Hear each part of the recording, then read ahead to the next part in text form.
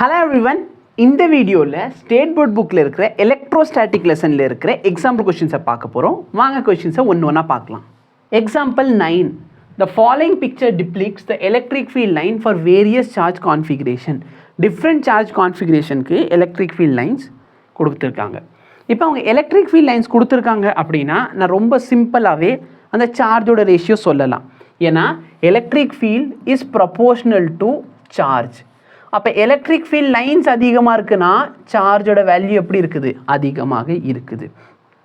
அப்போ number of electric field lines அதிகமாக இருக்குன்னா சார்ஜ் என்னவாக இருக்குது? அதிகமாக தான் இருக்குது. இப்போ என்ன கேட்குறாங்க? இந்த figure identify the sign of two charges. Figure 1ல் ரெண்டு சார்ஜோட சைன் என்ன, பாசிட்டிவாக நெகட்டிவான்னு கேட்குறாங்க.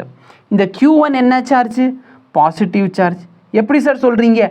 ஏன்னா எலக்ட்ரிக் ஃபீல்ட் லைன் இந்த Q1 நோக்கி உள்ளே வருது. அப்போ இது நெகட்டிவ் சார்ஜ். சாரிப்பா, Q1 என்ன சார்ஜ்? நெகட்டிவ். ஏன்னா எலக்ட்ரிக் ஃபீல்ட் லைன் உள்ளே வருது. Q2 என்ன சார்ஜ்? Positive charge. ஏன் சார் பாசிட்டிவ் சார்ஜ்? ஏன்னா எலக்ட்ரிக் ஃபீல்ட் லைன் என்ன ஆகுது? எலக்ட்ரிக் ஃபீல்ட் லைனில் வெளியே போகுது. ஸோ அப்போ உள்ளே வந்துச்சுன்னா நெகட்டிவ், வெளியே போச்சுன்னா பாசிட்டிவ். அப்போ Q1 negative charge, Q2 positive charge. இதில் டவுட் இருக்கா? இல்லை. நெக்ஸ்ட் என்ன கேட்குறாங்க? ரேஷியோ கேட்குறாங்க. Q1/Q2. நான் Q1/Q2 ரேஷியோவை எலக்ட்ரிக் ஃபீல்டு 1 எலக்ட்ரிக் ஃபீல்டு 2 ரேஷியோன்னு சொல்லலாம். அப்போ நல்லா பாரு, இங்கே எத்தனை லைன்ஸ் தெரியுது? 1 2 3 4 5 6. 3 மட்டும் என்ன 2 டைம்ஸ் போட்டிருந்தாலே 6 வந்திருக்கும். இந்த இடத்துல எவ்வளோ லைன் தெரியுது? 1 2 3 4 5 6 7 8 9 9 2 சார் 18. அப்போ 18 லைன்ஸ். அப்போ 1:3. சார்ஜோட ரேஷியோ எதில் இருக்குது? 1:3. சார் ஒரு வேல்யூ பாசிட்டிவ் இன்னும் நெகட்டிவ் நீங்கள் ஏன் போடல? ஏன்னா மேக்னிடியூட் ஆஃப் சார்ஜ் கேட்டிருக்கான். அதனால் அந்த மைனஸ் மேக்னிடியூடுக்கு வெளியே எடுக்கிறப்ப ப்ளஸ் ஆகிடும். ஓகே, நெக்ஸ்ட் பாரு. In figure B calculate the ratio of 2 positive charges and identify the strength. Ratio கேட்குறாங்க சார், ரெண்டு சார்ஜுக்கு ரேஷியோ கேட்குறாங்க. Q1/Q2 வேணும்னா number of electric field line due to 1 and electric field line due to 2 பண்ணு. 1 2 3 4 5 6 7 8 9 9 2 sir 18. ஏன் 2 times பண்ணுறேன்? எனக்கு கீழே 9 மேலே 9 பார்க்குறதுக்கே சிமெட்ரியாக தான் தெரியுது. 1 2 3 4 5 6 7 8 9 9 2 சார் 18. அப்போ வேல்யூ என்ன கிடைக்கிது? 1:1. புரியுதா? அப்புறம் என்ன சொல்லியிருக்கான்? Electric field at ABC. Electric field ஏல எவ்வளோ, பியில் எவ்வளோ, சியில் எவ்வளோ. நல்லா பாருங்கள், எங்கே எலக்ட்ரிக் ஃபீல்ட் லைன்ஸு கொசன்னு இருக்குது, அதாவது டென்சராக இருக்குது, பக்கத்தில் இருக்குது, அங்கே எலக்ட்ரிக் ஃபீல்டு அதிகம். இந்த இடத்துல எலக்ட்ரிக் ஃபீல்டு பாருங்கள் பக்கத்தில் இருக்கா? இங்கே பாருங்கள் எலக்ட்ரிக் ஃபீல்ட் லைன்ஸ் தூரமாக இருக்குது. இங்கே எலக்ட்ரிக் ஃபீல்ட் லைனே காணும். அப்போ நான் சிம்பிளாக என்ன சொல்லலாம்? Electric field at A is greater than electric field at B which is greater than electric field at C. Okay, சியில் 0 எலக்ட்ரிக் ஃபீல்டு, அது நல் பாயிண்டில் இருக்குது. அந்த பாயிண்டில் எலக்ட்ரிக் ஃபீல்டு என்ன ஆயிரும்? 0. ஸோ இதுதான் இதுக்கான சொல்யூஷன்.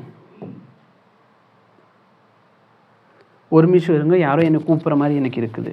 முகேஷ் வாய்ஸ் மாதிரி இருக்குது, நான் பார்த்துட்டு வந்துடுறேன்.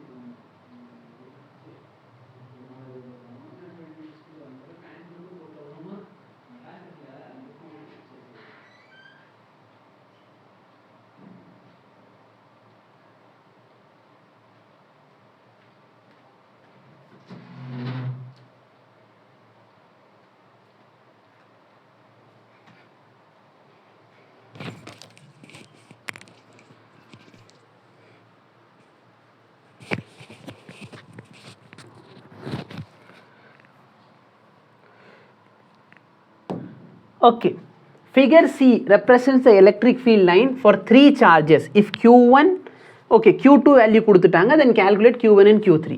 நல்லா பாருங்க, figure 3ல சரியா Q1 Q3 வேல்யூ கேட்குறான். ஃபர்ஸ்ட் ஆஃப் ஆல் Q1 பாசிட்டிவாக நெகட்டிவாக பாரு. Q1 வந்து கண்டிப்பாக பாசிட்டிவ், ஏன்னா எலக்ட்ரிக் ஃபீல்ட் லைன் வெளியே போகுது. So Q1 positive, Q3 positive, ஏன்னா எலக்ட்ரிக் ஃபீல்ட் லைன் என்ன ஆகுது, வெளியே போகுது. இப்போ எனக்கு Q2 வேல்யூ கொடுத்துருக்கான். அப்போ நான் Q1 by Q2 E1 by E2ன்னு போடலாமா? 1ல எவ்வளோ எலக்ட்ரிக் ஃபீல்ட் லைன்ஸ் இருக்குது? 1 2 3 4 5 6 7 8 இருக்குது. 2ல எவ்வளோ எலக்ட்ரிக் ஃபீல்ட் லைன் இருக்குது? 1 2 சாரி இங்கேருந்து வரும் 1 2 3 4 5 6 7 8 8 2 சார் 16 ஆயிடுச்சு. அப்போ இதோட ரேஷியோ என்ன வருது? 1:2. இப்போ Q1 வேல்யூ தேக்கிறான், Q2 என்ன கொடுத்துட்டான்? -20. ஸோ நான் 20 மட்டும் எடுத்திருக்கேன், 1/2. ஸோ Q1 வேல்யூ என்ன? 10 வருமா? 10 நானோ கூலும். ஏன் சார் நெகட்டிவ் நீங்கள் எடுக்கல? ஏன்னா Q1 வந்து பாசிட்டிவ். So Q1 positive. அடுத்து சேம் மெத்தடில் Q1 by Q3 E1 by E3 சரி Q1 வேணாம் எனக்கு, சரி Q1 கண்டுபிடிச்சிட்டோம். பட் 2க்கும் 3க்கும் தான் ரிலேஷன்ஷிப் வேணும். ஏன்னா 2 3 தான் பக்கத்து பக்கத்தில் இருக்குது. வேணும்னா சரியா, நீ 1ம் 3யும் கம்பேர் பண்ணலாம். 1ல் இருக்க எலக்ட்ரிக் ஃபீல்ட் லைனும் 3ல் இருக்க எலக்ட்ரிக் ஃபீல்ட் லைனும் யூஸ் பண்ணி கண்டுபிடிக்கலாம். பட் ஏன் அந்த ரிஸ்க் வேணாம்? ஏன்னா Q2 கொஷினில் கொடுத்துருக்கான் சார். சரி, ஆனால் எனக்கு இப்போ Q1 தெரியும்ல.